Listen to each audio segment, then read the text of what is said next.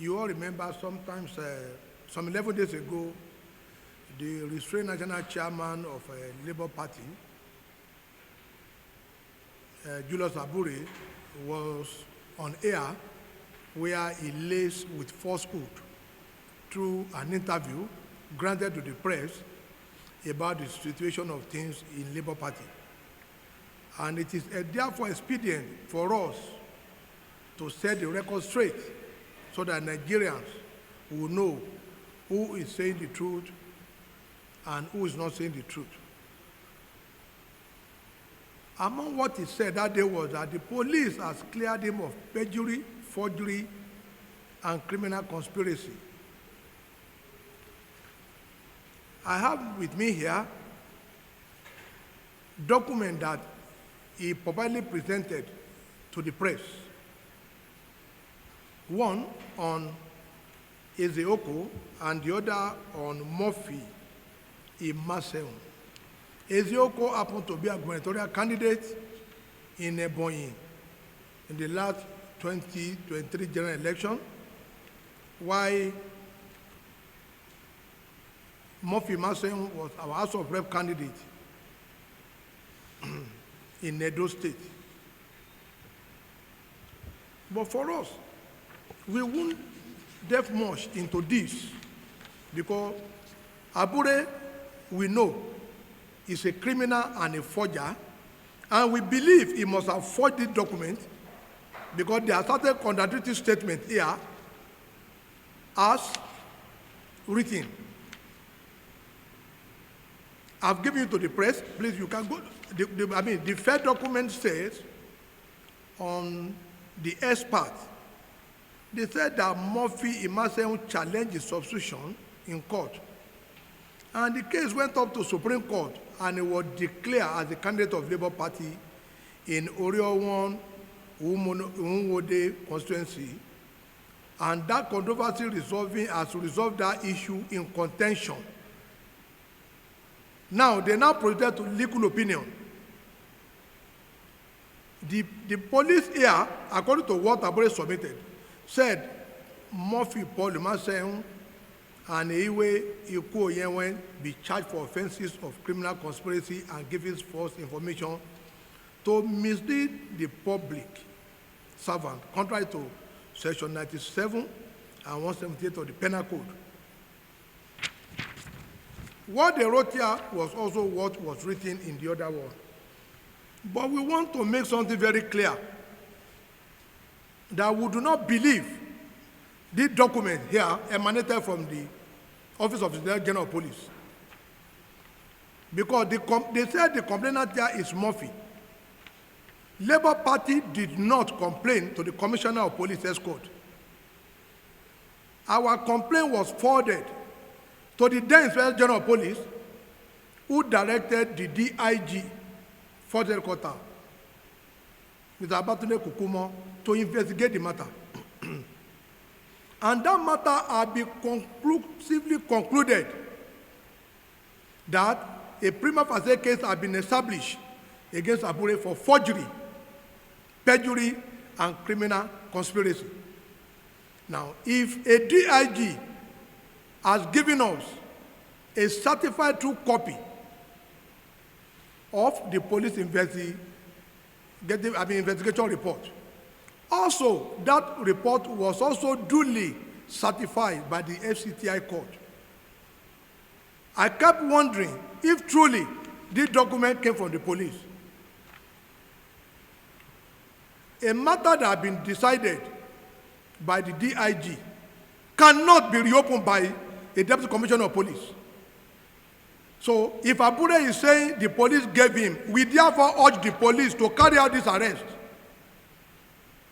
They should carry out this arrest when even themselves said Supreme Court has decided on this matter.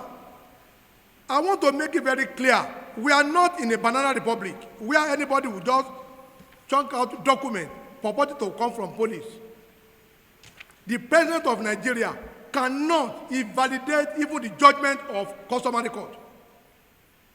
The Inspector General of Police cannot invalidate the judgment of a court. What an insult for anybody to come out and be telling Nigerians that one DCP or Isoba or Eide, we don't know the person and we are not sure the person signed the document because we know Abure is a criminal.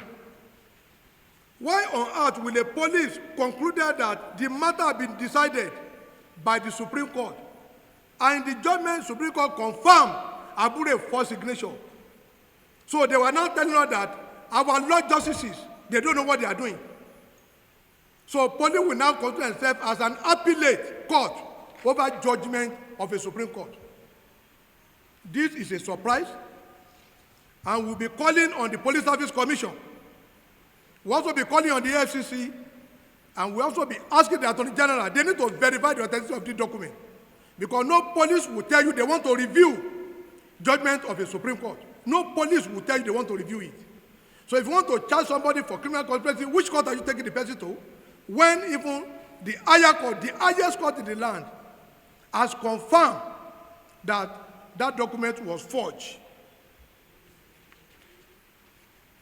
What Abure forged, which they didn't place here, was a letter of voluntary withdrawal written on the 8th of July 2022 to INEC, where he put the seal of a judge, commissioner for oath, and he submitted them to INEC in line with Section 33 of the Electoral Act.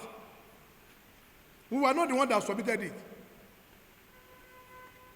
But he also did the same for Ezeoko. Look at the seal of the court, the judge, commissioner for oath, and he even forged his own treasury single account against the federal government. How will Abure manage to create his own account? We now proceeded. We wrote to the court because in the Evidence Act, I am not surprised because Abure attended all the evening law school, which MBA needed to even look into. Lawyers that attended evening law school need to be cross-checked because for Abure to have known that in the Evidence Act, we wrote to the court through our lawyer, and this is the receipt for the payment. We are not like him that forged the receipt. Lawal Fumilola, Director, Commissioner for Oath Department for the Registrar, said, your letter dated 3rd of November 2022 in respect about subject matter refers. I write to inform you that after careful investigation conducted by the court in respect of the attached copy of letter of voluntary withdrawal, revealed that the government was not sworn in before a commissioner for oath in this court. Who was not sworn in. And a policeman will now be writing to us, will be putting out a public document that document was not forged. So, they are now the court. Because Lawal Fumilola, this is a certified true copy. So where did Abure get the seal of the court? This is what we are saying. The question of, oh, I didn't sign their signature or they signed. It's none of our business. Our business is this. You took this document to a government institution, purportedly to come from a government institution, and you deceived INEC to believe this document was from them. But because even we as a non-lawyer, we know how to present our case. We wrote to the court, and the court replied us on 8th day of November. This is certified true copy that the document they were forged. I think we don't need any other thing beyond that because the institution that issued it has confirmed it that it is forged. We were not the one that wrote this letter. So if the police are not aware, they had better ask him or they contact Lawal Fumilola, the Director of Communication for all department. Or better see our lawyer will forward them with it. Though, like I said, we have a very fine gentleman as Inspector General of Police. The person they said is signing, we don't know. Because if Abure can forge the seal, signature of a judge, I know he can forge the signature of the President of Federal Government of Nigeria. So I know he can do it. So we want to believe the police need to open investigation into this act. Because this is an economic saboteur, conduct like this, that you will be forging government documents. Such a person cannot be leading Labour Party. And that was why we now proceeded to court with all these documents, and Abure was restrained from parading himself. That was the reason why we went to court. We don't have any business with his matter in Benin. Our issue before the court in Abuja was that we presented all these documents, and the court found favor in our document, and Abure was now restrained. And that is another, is he subsisting? Though he has filed appeal has been heard, but judgment has not been given. And we also want to make it very clear. Abure lied that he has a judgment of a federal court in that press conference from Edo State. He has a judgment that has set aside the judgment of the FCTI court. I think the Chief Justice of Nigeria need to look into Edo, because it's very obvious that Abure has pocketed the judiciary in Edo State. Every matter that happens, Abure will run to Edo State to go and get judgment. We don't know whether Abure is the registrar or is the chief judge of Edo State Judiciary. I think the Chief Judge of Nigeria need to look into that, because we know no court can set aside the judgment of another court, except that court itself or an higher court. I am not a lawyer, and I stand on to be corrected. You cannot say you have gone to High Court in Edo State. They will now set aside the judgment of FCTI court, when you know fully well that you have even appealed against that judgment through an SAN, through his own SAN, and that's legitimate.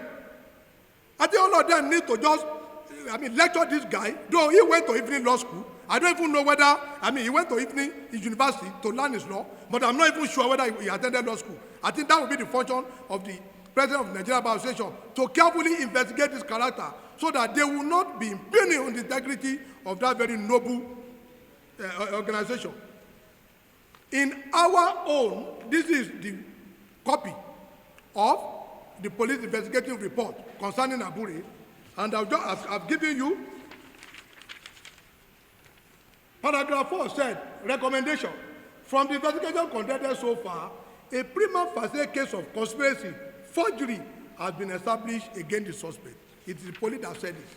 So, if you say this was in March, if he's now coming back to say, the commissioner for escort has now reinvestigated the matter, we don't know who is the complainant, except he's going to tell us it is the police that are the complainant, why he is the defendant. For us, we do not know.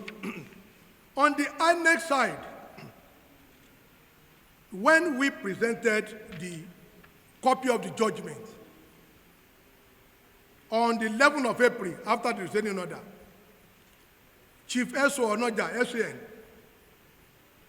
was the signatory to this letter we wrote to INEC on the 11th. And myself and National Legal Advisor, we took this letter there. It was received. We now took it to Toyin Babalola. He was the acting director of legal, now retired. Abure's name is still on INEC portal today because we were unable to raise $150,000 for Toyin Babalola.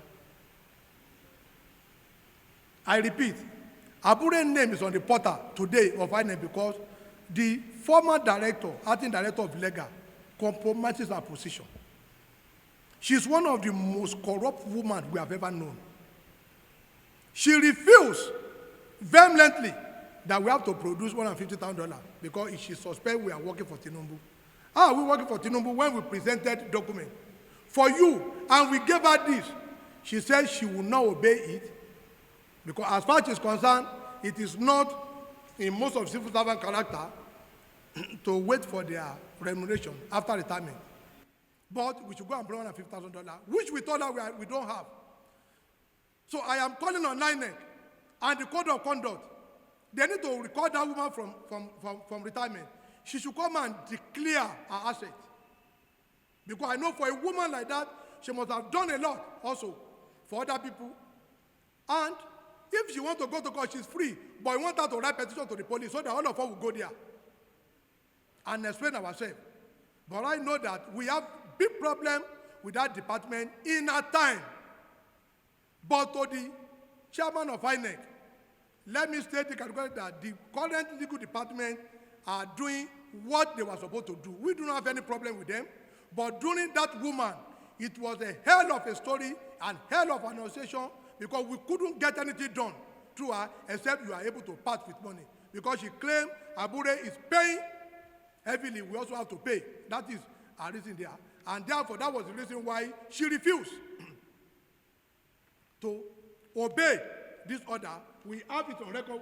It was submitted to Independent Electoral Commission. And all of you remember, there was a case of an assemblyman upon which even the now chairman of finance was convicted, until when the man now filed appeal. It was the same woman that caused it to give certificate of return to someone. She will not, until when the person went to court, just in order to tarnish the name of the chairman of the commission, who, out of his way now, managed to get himself out of that place, of the old quagmire. Everybody will Google it. You see, there was a time the man was convicted. It was the same legal department, because when letter come and you are hiding it from your boss, how do you expect, the chairman of the commission to act decisively on it? So, for us,